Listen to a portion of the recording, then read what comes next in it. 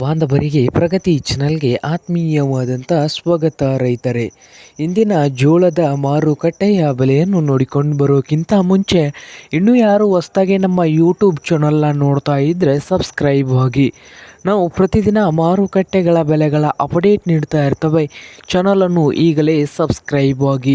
ಇಂದು ಜೋಳದ ಮಾರುಕಟ್ಟೆಯ ಬೆಲೆಯನ್ನು ನೋಡ್ಕೊಂಬರೋಣ ಬನ್ನಿ.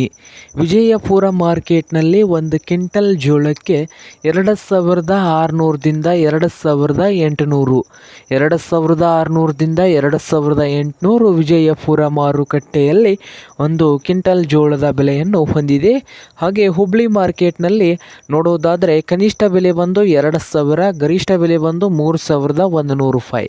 ಹಾಗೆ ಇನ್ನೊಂದು ಮಾರುಕಟ್ಟೆ ಆದಂಥ ಸಾಂಗ್ಲಿಯಲ್ಲಿ 4,000ದಿಂದ ಹಿಡ್ಕೊಂಡು 4,800 ನಡೀತಾ ಇದೆ ಒಂದು ಕ್ವಿಂಟಲ್ ಜೋಳದ ಬೆಲೆ.